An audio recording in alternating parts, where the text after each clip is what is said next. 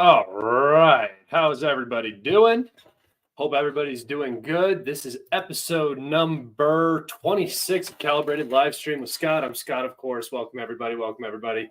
Just waiting for everybody to get in. I should have a preview for my, like an intro for my live streams now, so that'll be pretty interesting. Hopefully that'll be coming out sometime next week, I hope. We'll see. So, you know, you have something to actually watch instead of just feeding ducks, even though I love feeding ducks, that little soundtrack you hear before you come in. We have a lot to talk about today. And first, before we do anything else, I wanted to go over what this video is actually titled, NATO interference. So we've gotten some pretty interesting reports coming out from and the one, the only Olaf Scholz, in fact. So I'm going to take us over to a article from the Telegraph. And I'm going to do that right here.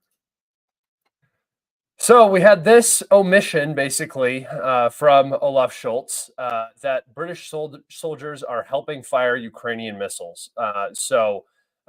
Obviously, I'm just going to kind of read this whole article to you guys. German Chancellor criticizes for flagrant abuse of intelligence that could endanger UK personnel on the ground and help the Russians. So not a flagrant abuse by the British having their soldiers on the ground in UK launching missiles at the Russians, but rather this is horrible by Olaf Scholz for omitting that there are British intelligence assets on the ground in Ukraine helping, because that could put them at risk. I mean, it is the Telegraph, so it is a British newspaper. So, I mean, that's what we can expect from this. But, I mean, how absolutely ridiculous is this? Hello, everybody. Welcome in. Welcome in. I see a few more people have joined. So, remember, if you guys have questions about this, if you have something that you want to say and get it into the live stream in front of everybody, you can always super thanks and ask a question with that. And it will be presented and shown. So if you guys have questions that you want answered during the live stream, go ahead and do it that way. And if you have questions, and you guys don't have to support, by the way, that is just an option. I also answer questions at the end. I might not get to all of them, but you'll all have time to answer. But back to this. Germany was accused of a flagrant abuse of intelligence after revealing that British soldiers are supporting Ukrainian forces launching long-range Storm Shadow missiles. This probably also goes hand in hand with the ATACMS that were sent, as well as the Scout missiles, which is just the same as a Storm Shadow cruise missile. Olaf Scholz said on Monday that he would not deliver Taurus missiles, and we're going to go over why all of this information is coming out. Berlin's equivalent of the Storm Shadow. It's kind of a little bit better, as it would require soldiers assisting on the ground, citing the UK and French approach with their own systems. So exactly what I just said, Scalp and Storm Shadow cruise missiles. Mr. Schultz argued that following the UK would make Germany a participant in the war, which means that Britain and France, according to Germany, are participants in the war. I mean, this is just the most wild omission ever. This is Germany. This is Olaf Scholz. Basically, I believe what he's doing right here is throwing the British and the French under the bus in an attempt to prevent them from having to send the Taurus missile, and as a way to kind of potentially remove themselves from the escalation side of what is happening in Ukraine. This comes right after French President Macron came out and said that nothing is off the table in terms of potentially sending French troops to Ukraine. He reiterated and defended that statement the other day. So you can see that, it's the French and the British have the most invested in Ukraine right now. The U.S. has a lot invested, but the U.S. is the U.S. It's isolated geographically. Its economy is very strong still. It might be on the downward slope, but it's still the freaking U.S., right? We're still a giant. So you can really see who's starting to itch. The ants are starting to crawl. The situation is going from bad to worse in Ukraine. And so now you have people like Olaf Scholz, who's trying to be a little bit more diplomatic, I would say, in not sending the missiles. They also can't afford to send the missiles because, unlike the Storm Shadow and Scalp, the Taurus is the German missile for the foreseeable future. They don't want to reduce their own stocks, and they don't want to allow the Russians to have a good understanding of their weapon system. That's what happens. That's what Ukraine is. That's what a lot of Ukraine was. For both sides, in terms of their military intelligence and understanding of their adversaries, Ukraine was like this proving ground where everybody now has algorithms for each other's missiles, and they know how to defend against them, and it goes both ways. The Russians know how to attack Patriot air defense systems, how to get around them, the best way to expose them, all of that stuff. That this is a huge part of these conflicts that determines what materials are sent. There's a reason why the U.S. doesn't send their best stuff, and it's because they don't want the Russians to know what the best stuff does, how to beat it, how to get around it, so on and so forth. Here's an image of the Taurus cruise missile in service since 2005 at almost $1 million per unit. The Chancellor's statement regarding France and Britain's alleged involvement in operating long-range cruise missiles used in Ukraine is completely irresponsible. So again, not a denial. They're not saying that this isn't happening, which if it wasn't happening, you'd be like, hey, we got nobody there. Why are you talking like this? This is ridiculous. No, it was irresponsible. This was all just irresponsible. No, you should not have told them that we were doing this thing that is an act of war, because that's irresponsible. Fucking guys, man. So this is just another thing, a whole nother little black stain on this war for the West. Again, it's just another. It just goes to show how there doesn't seem to be an organized plan, right? There's no sense of like unity. There's no direction they seem to be heading in. They all disagree on how to go forward. The French and the British want to be much more aggressive. The Germans are trying to hold back, and the United States has a much bigger game to play than all three of those countries. So there's no combined effort, no common objective, and that's why you're seeing this failure unravel before you. Not just with the missiles, but with the whole Ukraine project. All right. I will take us over to Twitter real fast because I wanted to talk about one thing that I have on Twitter that relates to this, which is another very, very interesting leak that's also related to this. go over here. You guys won't be able to understand it unless you speak German. I don't speak German, so I don't understand it. But from what I have, I didn't mean to click that. There you go. From what I have come to understand, there was basically a 38-minute conversation. I'll turn it up so you guys can hear it. These are German Air Force commanders, and they are having a discussion about what objects Ukraine could potentially hit with long-range weapon systems. So again, this conversation was recorded with the aim of eventually releasing it. These are German Air Force commanders, so this is a whole nother level of, like, this leak right here is very, very interesting. It goes to show that I believe that the Germans are really not interested in sending these weapons. They released this to kind of put what I would say is throw water on the fire, right? The fire was getting too hot, and the Germans were like, the British and the French have people in there in Ukraine firing missiles basically at Russia. We're not going to do that. Here's a conversation about German leadership talking about which targets to hit, because you see there, if we send missiles, we have to do this. Like that seems like what is happening here.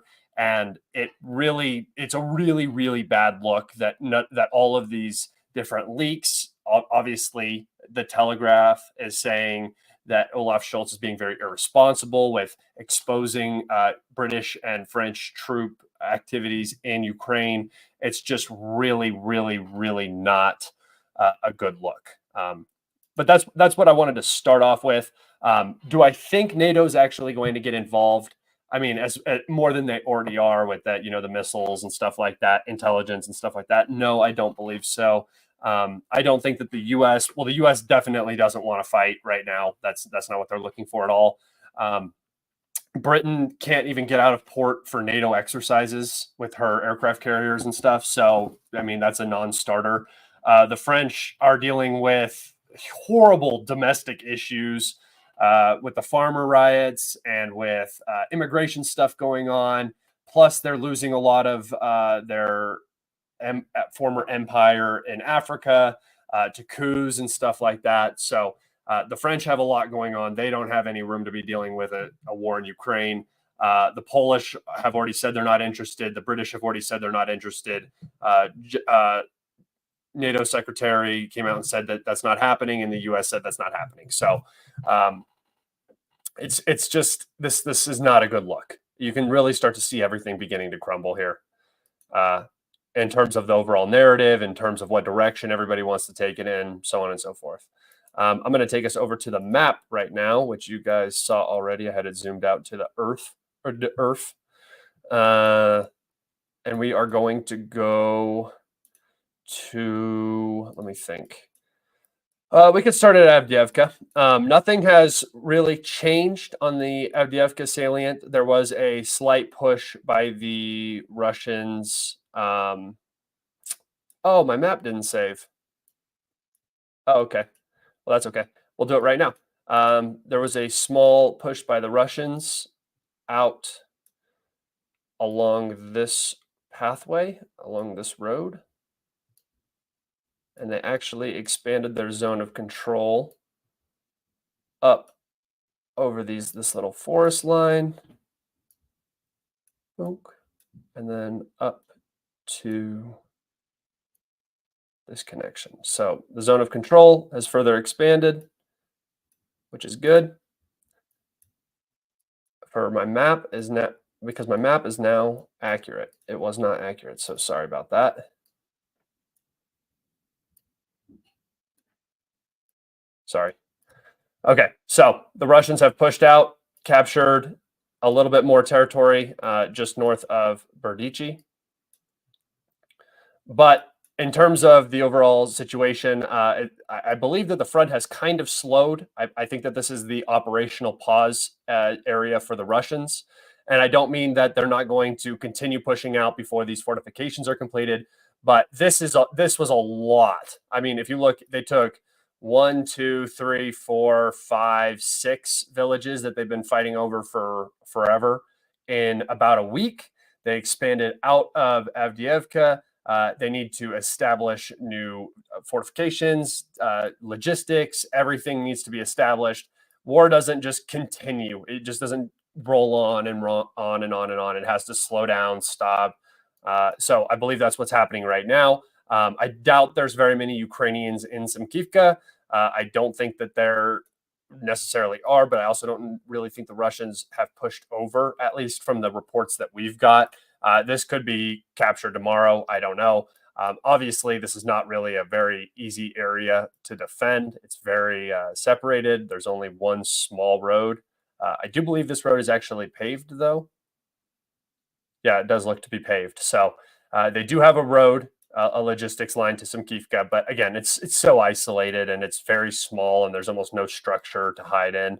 So I don't think that this will be held for very long. And then the Russian goal should be to expand out, and then the Ukrainian line will run from Nova Kalibrated and Nova Avdiivka down to Nova Velosilka, and then they'll probably try to do something like this. Although I don't think that that's going to hold very long, especially because the Russians are now down right next to the southern portion of Novelske. So this defense line is what I think the Ukrainians are hoping for, but I don't think it's necessarily what they're going to, it's not going to work for them in the way that they want it to. It could also be further back along this line, because this is the reservoir, which offers good natural protection, but that puts the Russians very, very deep into Donetsk, southern Donetsk. So I don't know if the Ukrainians are necessarily wanting to go back that far. We'll see in the coming days what ends up happening. Here we go. We got a question. Let's be honest. NATO can't defeat Russia. That's impossible. Sending NATO troops into Ukraine is suicide. Yeah. So, like, I actually agree with this. I mean, any war between the U.S. and Russia is going to be a nuclear war, right? There's no way around it. The first thing that happens in any war between Russia and the United States is that Russia instantly would target every single aircraft carrier that they could, probably with hypersonic weapons and anti-ship missiles.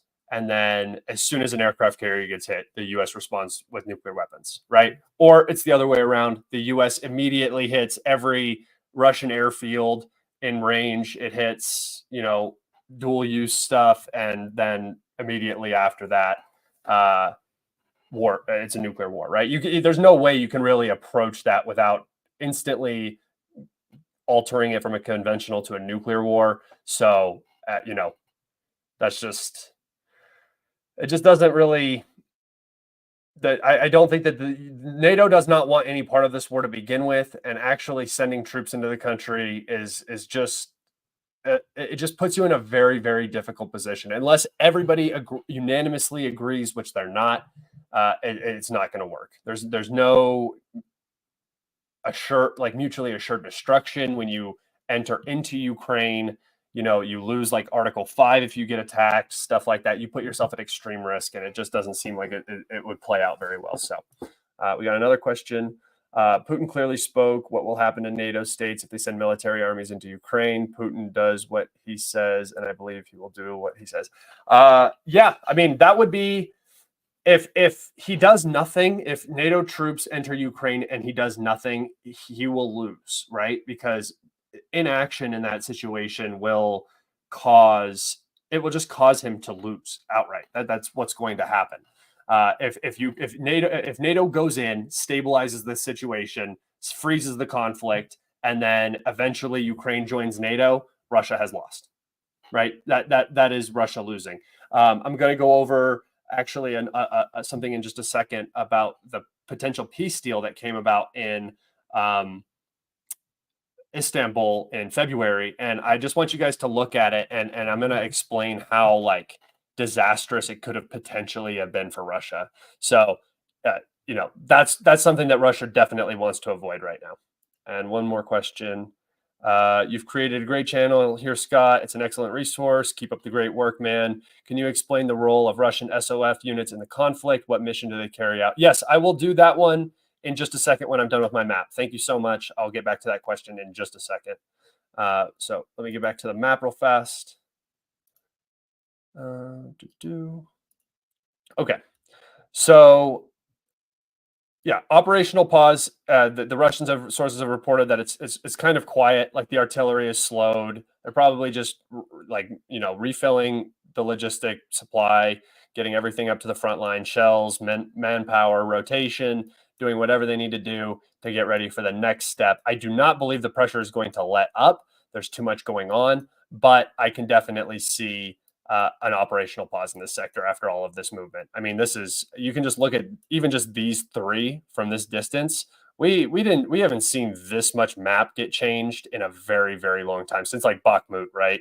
So that's pretty interesting. The only thing that could kind of be compared to it is down here a little bit, but it's just not as important. So then if we move down to here to Krasnohrivka, again, the map has not changed much, but there is continued fighting into the settlement. There is rumors of some progress. Like I said, I believe that the Ukrainians would retreat behind the railroad line here.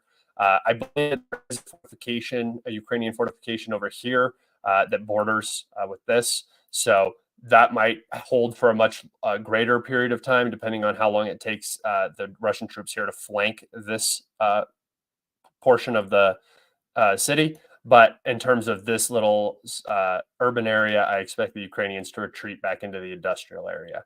I'm going to do a whole big thing, a whole post on. Actually, I'm creating a series on Twitter for my subscribers, and it's going to be mapping the cities for the coming battles. And I've already started working on Krasnohrivka because that battle has technically already begun. So be on the lookout for that if you're one of my subscribers on Twitch. And if you think about subscribing, I'm sorry, on Twitch, on Twitter, you will gain access to that series. So look out for that. Down here in Novomihailovka, the Russians have pushed out from the cemetery and captured this industrial area to the south, which is very, very important, I guess, in terms of the tactical situation around the city. It exposes the central area, which is also used by the Ukrainians. So the Russians can now move more freely into this sort of housing area right here. Just a small change, though. Nothing major. And then up here around Pobieta, I guess this area, there's been a ton of fighting. The Ukrainians have been desperately trying to take back Pobieta, and they haven't been able to. This is now consolidated Russian territory around Pobieta because the Ukrainian counterattacks failed. But they were trying desperately to recapture Pobieta. It's very important to the Ukrainian defense. And then the last update we have is to the north of Ivanytsky and Ivanytsky itself. So to the north, we have a confirmed Russian gain. They took a fortification that is on this high ground, and I will show you guys the topographical map in just a second. And then down here in Ivanytsky, we have reports that about half of the town has been captured, and there is fighting going on in the last half to third of the town over here. The Ukrainians are viciously counterattacking. Remember, if Ivanytsky falls, Klishchivka and this entire salient right here is likely to fall, which would then open the door for the Russians to start directing towards Chasiv Yar if they wanted, or if Chasiv Yar is not the primary goal, because remember, Chasiv Yar is, it's another major city. Its topography is very difficult. It has good support and logistics behind it. So Chasiv Yar might not necessarily be the goal. The Russians could expand down into this territory and then begin putting pressure on Toretsk and New York down here, since, the Avdiivka, the battle for Avdiivka is now wrapped. They might be able to get behind and start creating the pincers around which Toretsk and New York fall. If this happens and another battle here happens, in this salient, which is kind of what I'm starting to think might happen. We're getting reports of movement around this area, around Avdiivka, and yeah, just over on this side of the canal, like Russian movements in this area. If the Russians are now done with Avdiivka and they want to move up towards this, this would be the smart move, I believe, because this is the last or one of the last parts of the front line that has not moved since 2015. So you have like this part of the front line right here, which hasn't moved, but it is now going to move because Avdiivka's collapsed. As soon as Pervomaisky collapses and Novelsky collapses, this whole area is going to, or as soon as they're captured, this whole area is going to collapse. So, but New York and Toretsk would be a huge relief, right? Horlivka again, another frontline town. It would be a relief for all of the Russian troops that are, that have to be stationed here up against the difficult defenses that the Ukrainians have, just like in Avdiivka. And then as soon as that happens, the whole map starts moving again. So that would clean up this little salient right here and then put the Russians on the doorstep of Konstantinivka. And then Chasiv Yar would fall in the same sort of way. Like, you start surrounding Chasiv Yar from the north, and now you have pushed up all the way and you're applying pressure to the supply line into Chasiv Yar. So I believe that that's something we could see potentially very soon. I wanted to take us over to the topographical map real fast, just so I can show you that little advance, that little Ukrainian advance just outside of Ivanivsky. So we'll go right here. Okay, so here's Ivanivsky, here's Bakhmut, here's Chasiv Yar, here's the road that travels from Chasiv Yar into Bakhmut. And here is the forested area that you can see on the map. And then this right here is where what is this? Oh, this is share. Okay. I thought there might be a writing tool that I could draw, but basically it comes out here, comes over here, and there's a fortification on this elevated ground right here outside of this forest that the Russians now control, and that will give them access to this high ground, which then basically spells the end for Ivanivsky right here, right? Because there's no more supply route into Ivanivsky. I thought this was going to get pushed before the Russians even entered Ivanivsky. But what I think ends up happening is that the Ukrainians, they've done this before. They'll bolster the flanks so much, and then a crack will form. This is the same thing that happened in Bakhmut. There was like no movement. And then the Russians got up onto this flank north of Soledar. The Ukrainians responded with everything they had, and then the Russians just walked into Soledar basically, and then walked down. Then they got on the flanks of Bakhmut over here and over here. The Ukrainians threw everything they had at these flanks, trying to hold the Russians back from encircling the garrison in Bakhmut and Chasiv Yar, right? And then the Russians pushed through the city and captured the city. They did the same exact thing in Avdiivka. They pushed up on the flanks. This seems to be the methodology for the Russians. You push up on the flanks, you force the Ukrainians to defend the flanks with everything they have, and then the Russians, again, you saw them do that little tunnel operation. They got into the city, that little crack opened, and then the flood came. Like that's what happens. And the Ukrainians responded to that flank, right? They had to respond. The Russians broke into the north, the whole city collapsed. So that seems to be sort of the methodology for how the Russians are going about capturing these highly fortified towns. And then that is it for the map today, I do believe. So I'm going to go back and I'm going to answer this question. And I will actually, you created a great channel, the Russian SOF units in this conflict. What kind of missions do they do? So we actually just got a video. I posted on my Telegram. Yeah. And I'm sure I retweeted it on my Twitter somewhere. You guys can go see that. But we got a extensive 9-minute video of Russian SOF operations in the north. The Russian Special Forces units sometimes assist the regular units in in normal war activities if they're needed for something. Sometimes they operate as deep reconnaissance groups.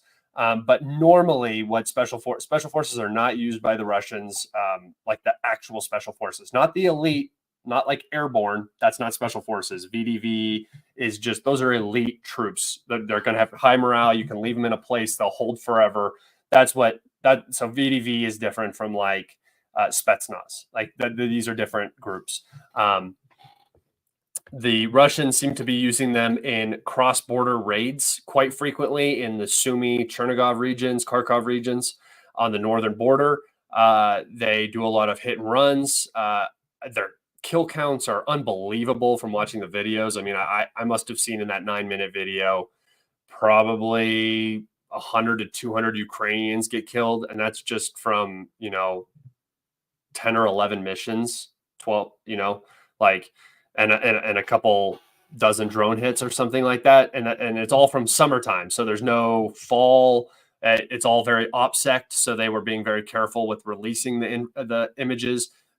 Russia's actually so careful with releasing information. There's so much OPSEC. We see so little footage come out from the Ukraine conflict. I mean, I'm sure we see a good amount, but there's so much that we aren't seeing because of that OPSEC. And there is literally a Patriot missile launcher that was hit by these Russian SOF units with a small kamikaze drone. And it was in the summer of 2023. A Patriot launcher was hit, and they didn't post it. They were protecting OPSEC. It doesn't matter. See, the Russians are fighting a war, and the Ukrainians are running a media campaign. Like that's the difference. That's the difference between these two sides. So I hope that answered your question. All right. If you guys have questions, go ahead and throw some questions up. Let's get into it. That I'm gonna talk about some of the Twitter stuff, but I'm gonna leave my comment section right here, so get those in. I'm gonna take us over to Twitter and talk about some of the stuff on Twitter that I wanted to show you.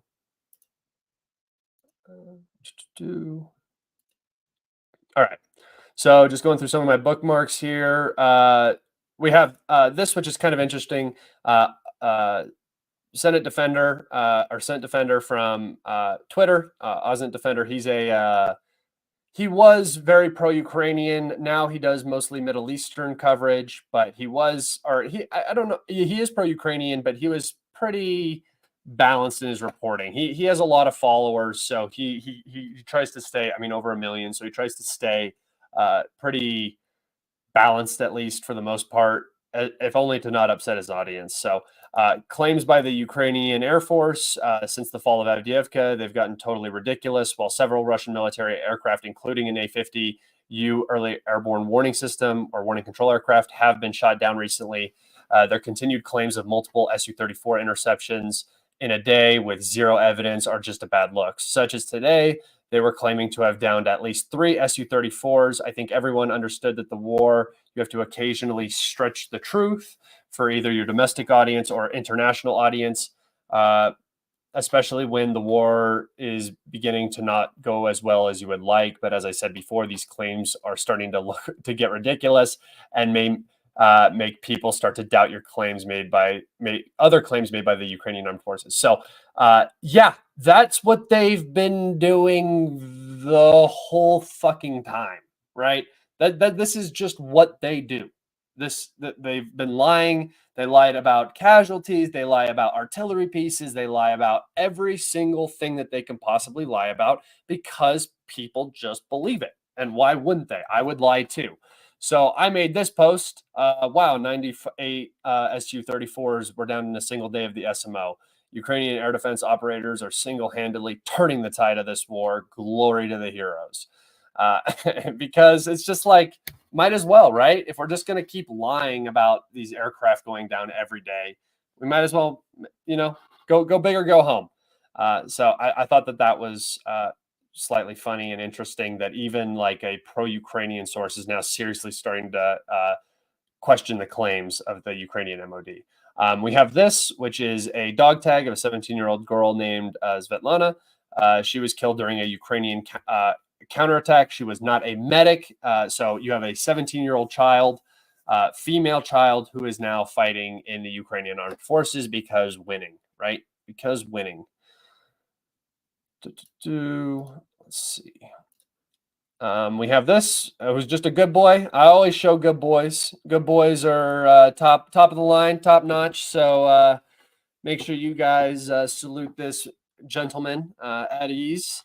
He looks excited and ready to go. I wonder if he's killed anybody. I wonder if this guy has killed anybody. That's crazy to.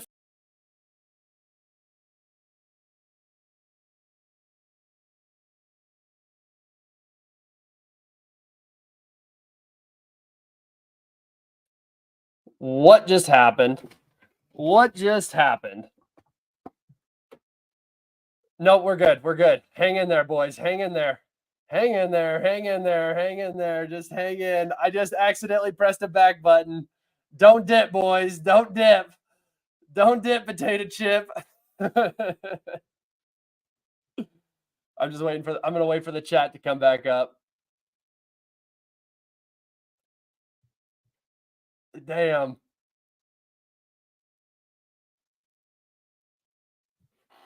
Let's see. Let's see when it comes back up.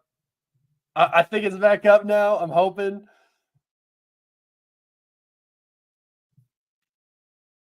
Damn it. We can't get a we can't get a single stream going.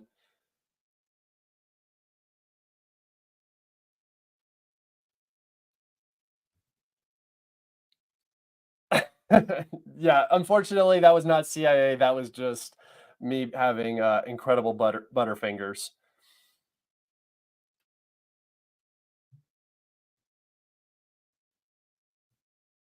All right, are we in here? Are we ready to go? I can't tell.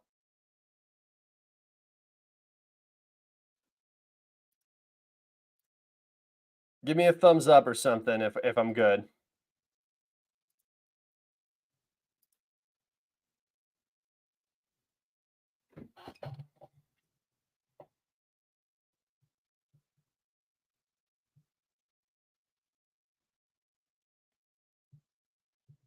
Okay, so you guys can't hear me. All right, there we go. There we go. Awesome, awesome, awesome. I just want to make sure I'm not talking. All right, so back to the good boy.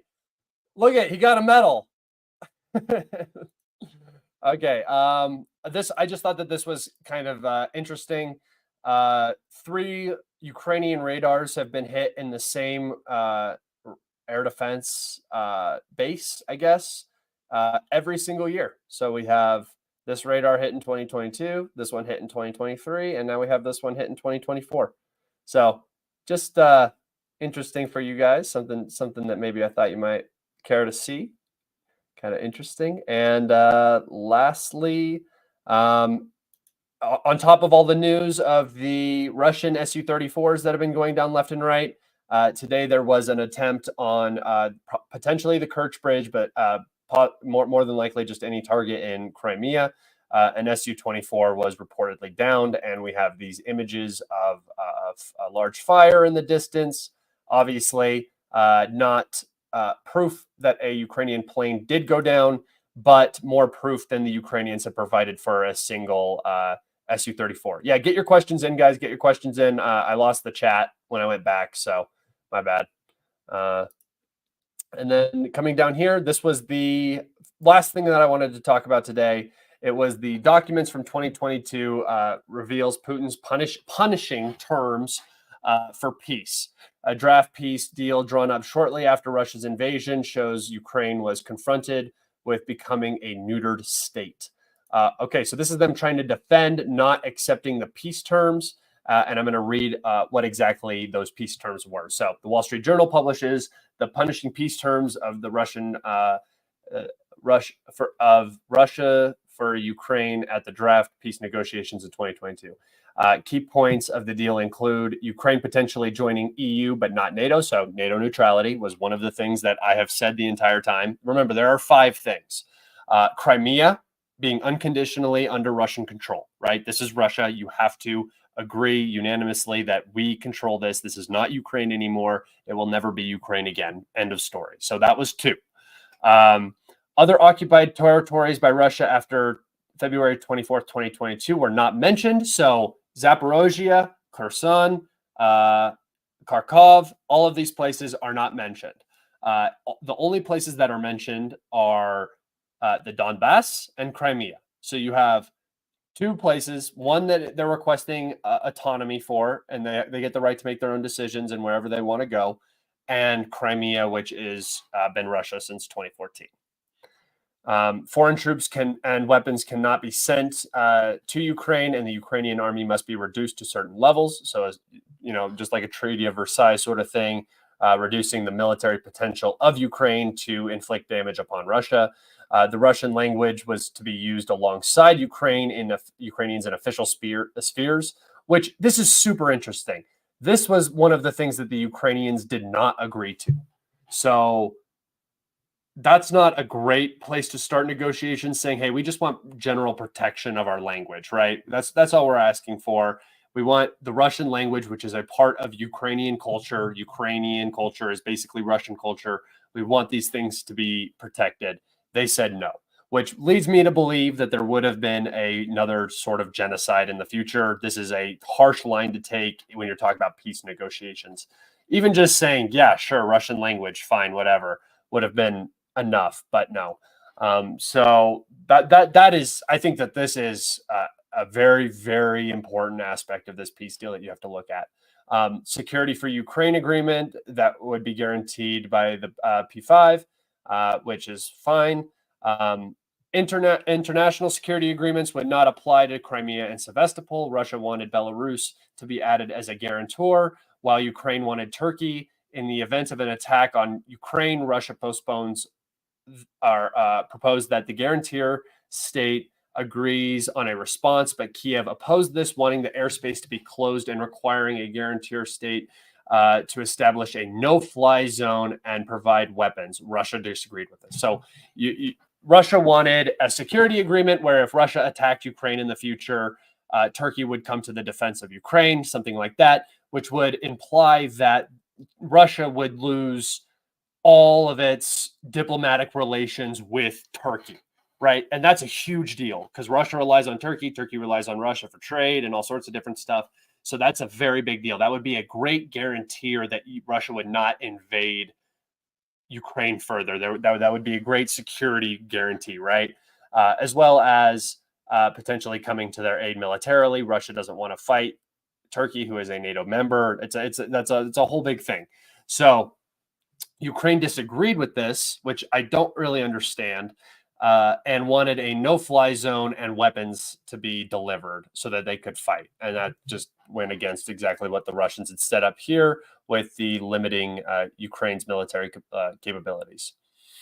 And then finally, the West Side story, our West Side Journal comments that this document appears to be largely based off on the 1990 treaty that created a unified Germany. So that's what they were trying to work on, was a post-Soviet sort of negotiation. This was all written up by Oleg Bazava. So go follow them. They do great work. They're very funny. This is a great entertainment page if you guys wanted to follow that. We have some questions. So I'm going to answer some of these questions before I talk about the next thing. With Ukraine low on manpower, will they start to use more environmentally friendly impossible meat wave attacks? Perhaps beyond meat wave attacks. The problem is that they're running out of meat to attack with. They probably have a better vehicle situation than they do manpower situation right now, in terms of the ratio that you would need. So I don't know if we're going to see meat wave attacks. We will see manpower being used in ways that might not appear the most efficient. But the Ukrainians have always done sort of meat wave attacks. They just accuse the Russians of doing it every time. And that's why they have such high casualties, is because they utilize infantry in a way that Russia doesn't utilize infantry. And it works sometimes. And sometimes it results in higher casualties. So, and then we have this one from Yahoo. Scott, it seems Moldova and NATO are escalating in Transnistria. what's the likelihood this becomes the focal point location before? So this is, I actually talked about this the other day. This is very interesting because I actually don't think that NATO is really escalating with this. I don't think that they are the ones doing this. I actually believe that the Russians are doing this because of the position that, sorry, I didn't mean to get rid of that. Because of the position that Ukraine is in. And let me explain this. So Ukraine just moved multiple brigades from the Odessa, Nikolaev, Kherson region, that southern border. And I can show you on the map. Hold on. Just so you guys can kind of get an idea. I forget that not everybody looks at maps all day like I do, so you might not know exactly what I'm talking about. Down here, Odessa, Nikolaev, and Kherson. This is where there were 4 Ukrainian brigades, all of which were moved to become reserves for the Eastern Front, which is the more important area for Ukraine. Obviously, there's a natural water barrier here, so you don't need to worry about a massive Russian push. You would see it coming anyway from a long ways off, so you had to have time to respond, rotate, set up defenses, whatever. But this is important because Transnistria, which is right here, this breakaway Republic of Moldova, put this into their government, submitted this ratification asking for some sort of Russian protection against the economic pressure and military pressure. I'm going to shoot straight with you guys. I always have. This seems exactly like what was happening at the beginning of the SMO with the Donbass People's Republic and the LPR.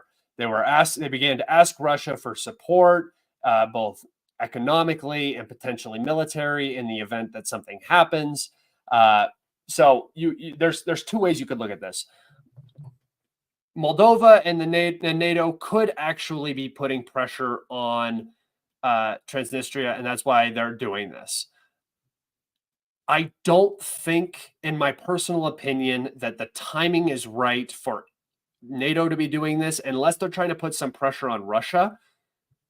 But we just haven't seen much like emphasis on this area, right? So to me, it seems like the opportune time for them to secure their own security before the pressure really starts to mount. There's been economic pressure on this place since 1992 when this whole breakaway republic came into existence, right? It's been around the whole time. So this is not something new. They're fine. They would continue to be fine. And there's Russian tripwire troops in the region. So you go in, if you attack those Russian troops, you're starting World War III. So really, I don't think that this is an opportune time for NATO in the West to be doing this. I do believe with the situation worsening for Ukraine, the support dying, the domestic support in Europe and the U.S.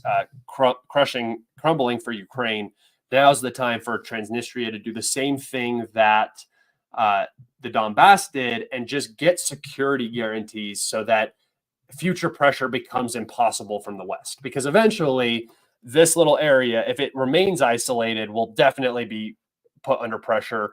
And what it could mean also is that Russia is basically saying, okay, well, we're going to have to connect to this. I bet that Transnistria did this with the blessing of Russia, and we'll see what comes of it. I don't think it's really supposed to turn into anything major. It's just a legal way for Russia to provide security to this breakaway republic. Hope that answered your question. Let's see. Let me see if there's more to it. Can Transnistria defend itself on its own? Okay, so no, it cannot defend itself on its own. Well, depending on the force that comes in, there is a small Russian garrison here, 1,000 to 2,000 troops, I believe, and 10 to 20,000 Moldovan or Transnistrian reservists and fighters, right? So, they don't have very much equipment. They have rifles. They can defend as much as any guerrilla army can defend. There is a massive munitions storage, like huge, unbelievably large in that region. although most of it is old, it could still be detonated and would be I think it's 3 or 4 times the size of Hiroshima would be the explosion, is what they estimate. That might be wrong. But definitely as big as Hiroshima. They used Hiroshima as a scale for the size of that explosion. So it would be very difficult to go in. They have that as kind of I guess it would be a last stand sort of deal, but almost like a tripwire would set off, do a lot of damage. Moldova doesn't want it. The EU doesn't want it. So I would not expect anything to come out of that from the Western perspective. Now, from the Russian perspective, we definitely could see something come around from this. All right, I'm going to get to some of your questions now. Let's see. Question. Do you think Ukraine destroys whole Russian aviation after the whole, all of the Black Sea Fleet? They'll probably destroy them at the same time. The last ship and the last plane will end up colliding somewhere. So stupid. Let's see.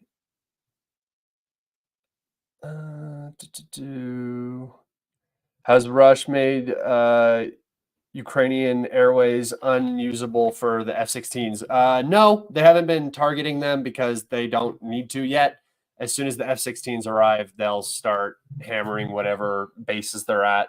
And most importantly is just crushing the logistics for the F-16s. If they can destroy the logistics and they don't have, the means to be running sorties comfortably, then that's all they have to do. What's the count on NATO equipment still in action? Anyone keeping official numbers? Well, I don't think you can keep official numbers because I don't think that there's been an official number of equipment sent. I think that they've sent way, way, way, way, way more than they've actually talked about. And that's,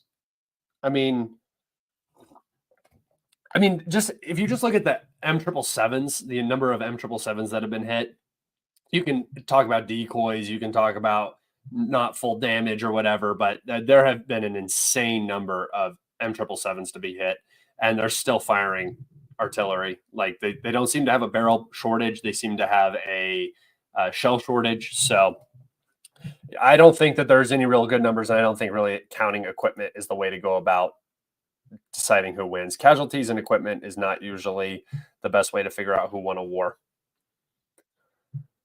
Let's see. Questions.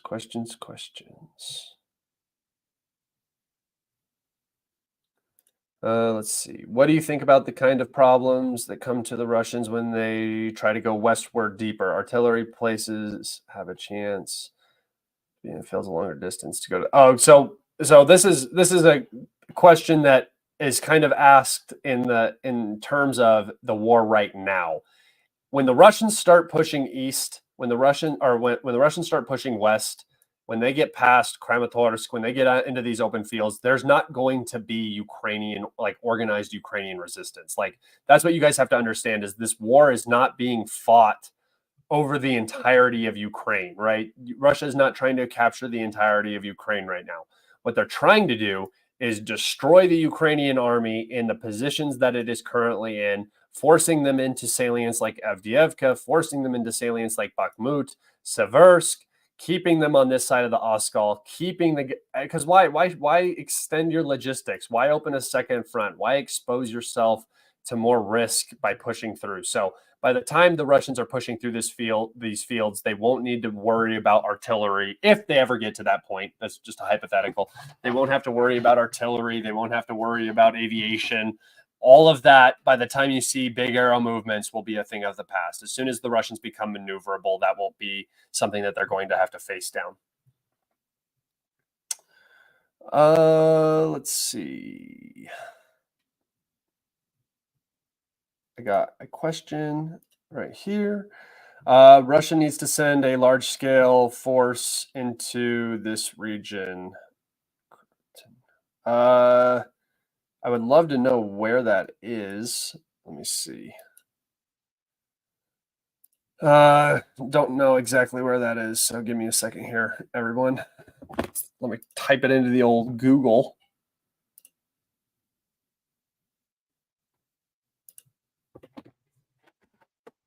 Apologies.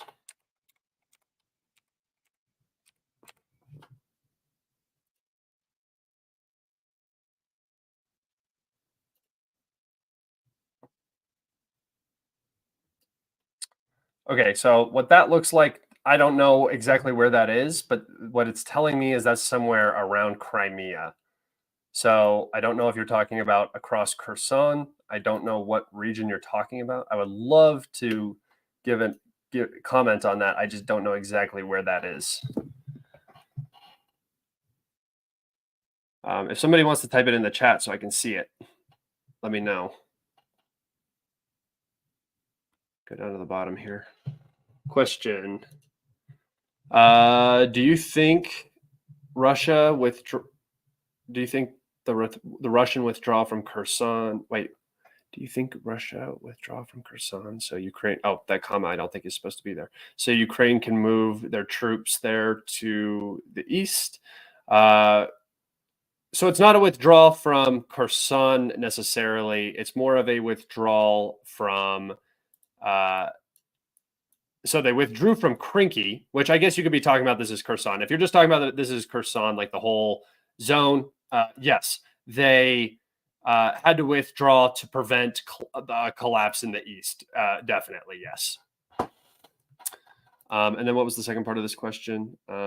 Where they can be destroyed, maximal weekend, Ukraine collapse. Yeah, exactly. So they pulled the reserves from this bank, moved them to the east to prevent the collapse, and now they're being destroyed in the east, where the Russians have the shortest possible logistics line into the country. And not even necessarily by design, but the Ukrainians just have to come here to fight, right? This is where they have the best fortifications. This is where they want to fight. So while they have a longer logistics line, it's not necessarily like by Russian design that's how this is happening. The Ukrainians have decided to defend here.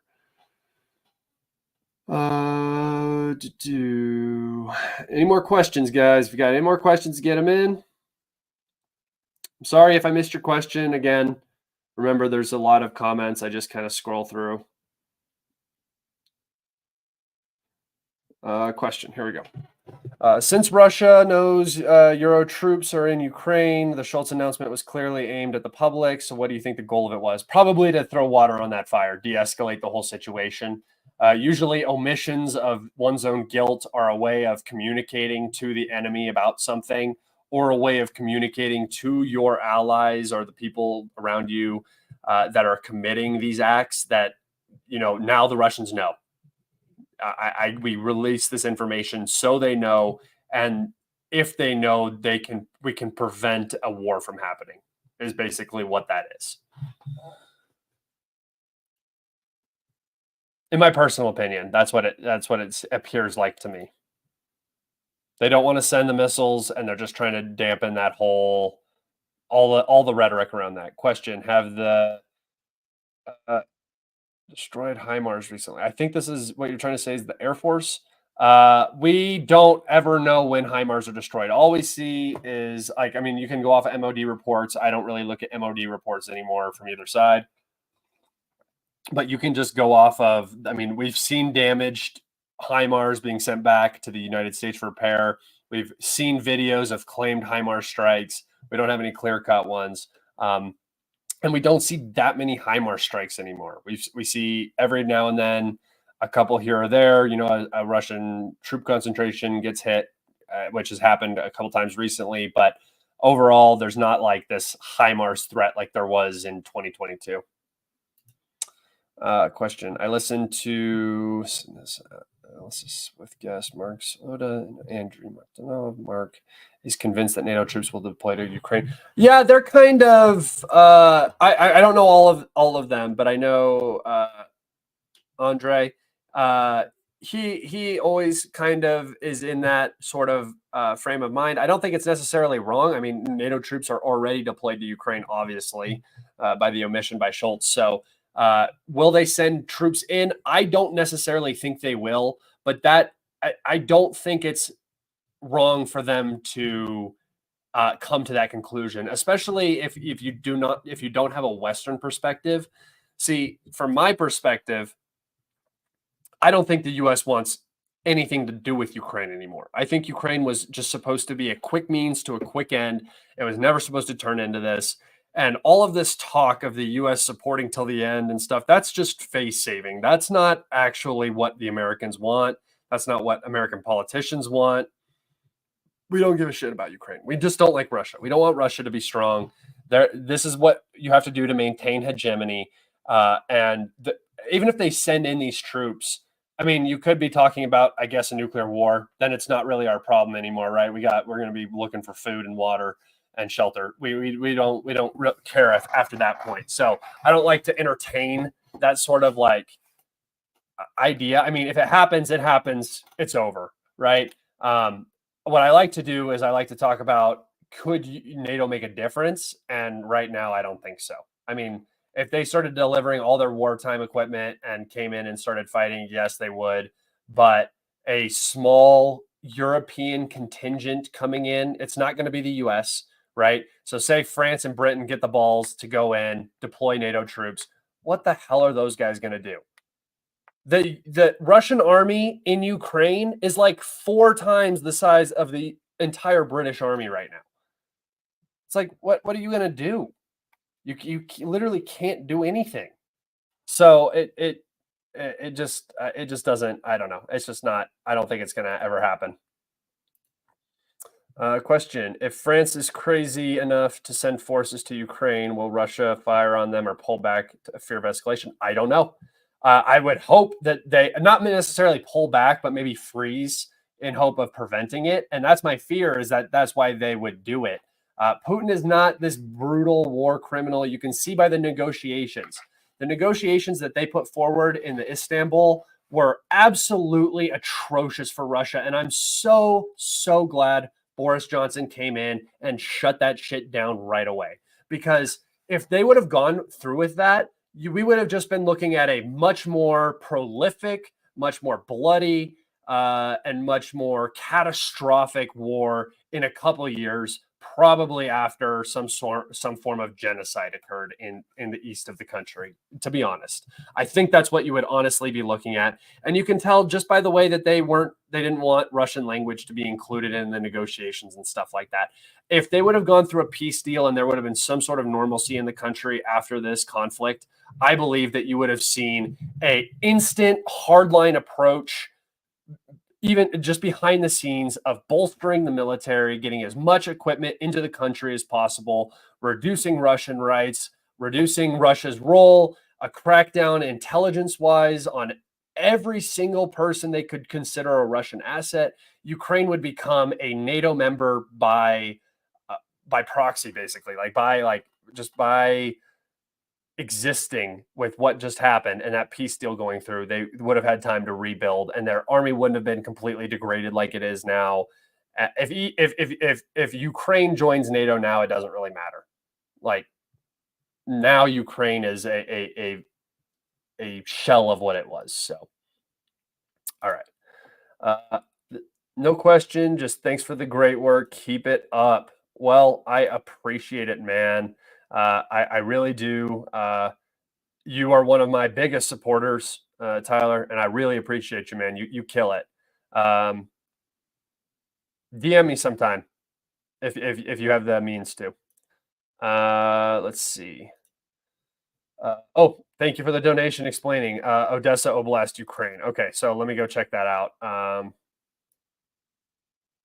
Let's see. I'm trying to figure out where you're talking about. Is that over on this side?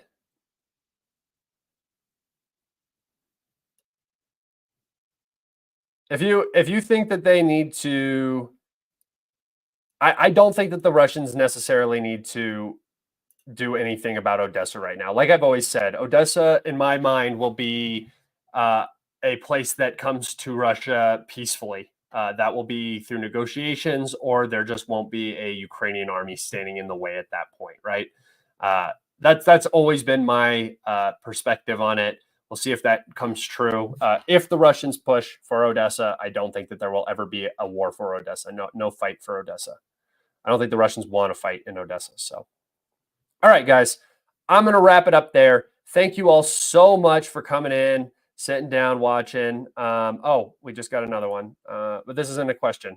Thank you guys for your support. You just made my whole day so much worth it. So much more worth it. Everybody who just gave a super thanks just made my whole day worth like the time that I just put in. So I really appreciate it, guys.